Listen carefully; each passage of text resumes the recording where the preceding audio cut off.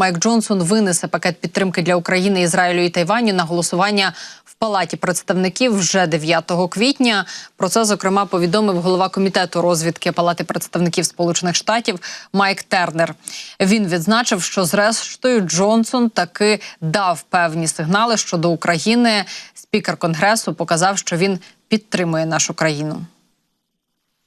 Спікер дав зрозуміти, що підтримує Україну як безпосередньо Зеленському, так і публічно він зробив ці заяви і генеральному секретарю НАТО. Спікер зробив дуже чіткі заяви про те, що коли ми повернемося, це буде наступним головним питанням порядку денного. Після того, як ми щойно ухвалили всі законопроекти, які фінансують федеральний уряд, я вірю, що це матиме переважну підтримку в Конгресі, і ми покладемо законопроект на стіл президента. Майк Тернер додав, що він має серйозні сподівання на те, що необхідний пакет підтримки таки буде проголосовано одразу, щойно конгресмени вийдуть із великодніх канікул. Тобто орієнтовно можемо очікувати, як я вже говорила про це раніше, на рішення 9 квітня. Звісно, це моя надія. Президент Зеленський ясно дав зрозуміти спікеру Джонсону, що ми перебуваємо в критичній точці. Директор ЦРУ та міністр оборони всі чітко дали зрозуміти, що ми перебуваємо на критичному етапі, який починає впливати не лише на моральний стан українців, які воюють, але й на їх здатність воювати. Путін це знає. Очевидно, ми не можемо дозволити Путіну перемогти. При цьому сам Джонсон вже наголосив, що цей пакет буде мати важливі нововведення. Зокрема, він додав, що дуже багато конгресменів нібито як підтримали оцю ідею надання кредиту для України. І нібито як ця ідея, вона набула такої великої популярності на початку цього місяця, тоді, коли Джонсон її озвучив. Я нагадаю, що ось цей пакет підтримки Ізраїлю, Тайваню та Україні проголосували загалом 13 лютого в Сенаті. Його підтримали в Сенаті. Проте, коли справа дійшла до Палати представників, Майк Джонсон розпустив всіх на перерву без винесення законопроєкту на голосування. Сталося це 16 лютого. І після цього була низка різних причин, з яких законопроєкт таки не виносився на розгляд. Майк Джонсон, зокрема, говорив про те, що цей пакет підтримки він не може бути ухвалений до тих пір, поки не проголосують бюджет Сполучених Штатів. Зрештою, після того, як було ухвалено першу частину бюджету Сполучених Штатів, Джонсон заговорив про альтернативну версію пакету підтримки для України. Зокрема, от те, про що я говорила, про надання військової допомоги Україні в якості кредиту. І конгресмени, розуміючи важливість негайного ухвалення цього законопроєкту, зрештою зареєстрували петицію, згідно якої пропонують винести пакет підтримки на голосування в обхід спікера Конгресу. Для цього необхідно було набрати 218 голосів конгресменів. Проте нині досі ця петиція все ще не набрала необхідної кількості голосів. Перед тим, як Палата представників пішла на великодні свята, на розгляд внесли резолюцію, згідно якої пропонується звільнити з посади спікера Конгресу Майка Джонсона. Цікаво те, що цю резолюцію внесла прихильниця Дональда Трампа та член республіканської партії Марджорі Тейлор Грін. Вона намагається звинуватити Майка Джонсона у зраді у зв'язку з тим, що той прагне знайти рішення щодо пакету підтримки для України. І зрештою, власне, схиляється до винесення його на голосування в Палаті представників. І от хочу додати, що Тейлор Грін, вона нині діє такими методами, якими був звільнений і попередній спікер Конгресу Кевін Маккарті. Саме тому Джонсону, попри його прихильність до Трампа, нині доводиться сподіватися на підтримку демократів і так собі, знаєте, балансувати.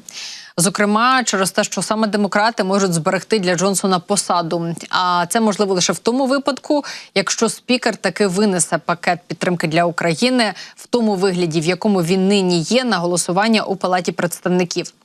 На цьому наголосила, зокрема, і представник від штату Вірджинія Ебігейл Спанбергер. Давайте послухаємо. Якщо він зробить відповідальний вчинок, дозволивши членам Конгресу проголосувати за законопроєктом, що буде ухвалено і відповідатиме інтересам нашої національної безпеки, за таких обставин я б запропонувала сісти за стіл переговорів. І от хочеться трішки зачитати коментар Джонсона, що він сказав з цього приводу. Він, звісно, що підтримує ідею Трампа. Він є дійсно таким трампістом серйозним. І він говорить, що навіть Трамп говорив про концепцію позики, яку ми створюємо. Ми не просто надаємо іноземну допомогу, де ми встановлюємо відносини, щоб вони могли повернути її нам, до нас, коли настане відповідний час.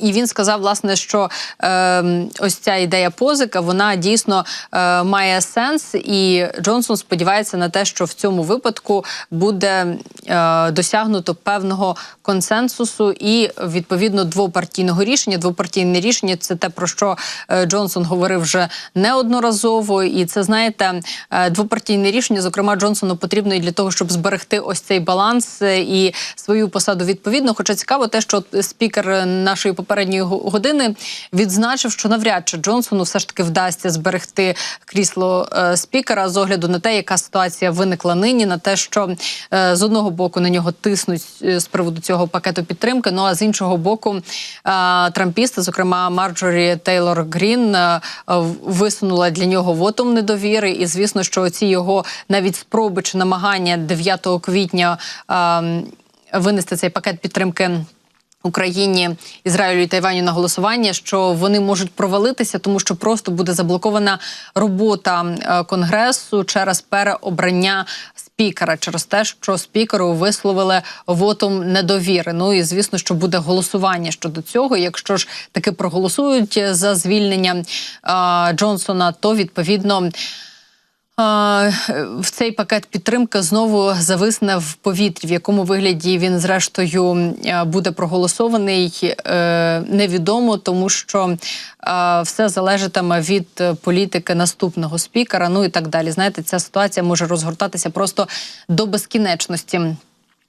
Бачимо, звісно, що в Джонсона в цьому випадку є рішення, його можуть підтримати демократи, але от те, що ми чули від представника від штату Вірджинія, що є конкретна умова. Умова полягає в тому, аби пакет підтримки був винесений в тому вигляді, в якому його ухвалив Сенат. Ну і звісно, що знову ж таки Джонсон тут залишається на такому роздоріжжі, тому що він хоче, він як республіканець і трампіст, він дійсно хоче дійти певного консенсусу в цьому плані і не хоче подавати його на голосування у вигляді, в якому ухвалив цей пакет підтримки Сенат, а бачить його як позику для України. Чекаємо, звісно, надзвичайно оцього періоду, коли конгресмени вийдуть із великодніх свят і знову візьмуться до справ. Ситуація напружена. І надзвичайно для нас важливо те, чим зрештою завершиться вся ця історія. Ну і Володимир Зеленський, він дійсно відзначив, що ситуація на фронті, вона залишається непростою. Україна надзвичайно чекає допомоги від Сполучених Штатів. Про це президент України нещодавно повідомив і самому Майку Джонсону. Український президент відзначив, що Росія нині надзвичайно серйозно посилила повітряний терор. Ми усвідомлюємо, що в Палаті представників є різні позиції щодо того, як це зробити. Але головне, щоб питання допомоги Україні залишалося чинником об'єднання. Також обговорили необхідність якнайшвидшого перекриття джерел, з яких Росія фінансує свою війну, та використання заморожених російських активів на користь України. В цьому ми також розраховуємо на лідерство Конгресу.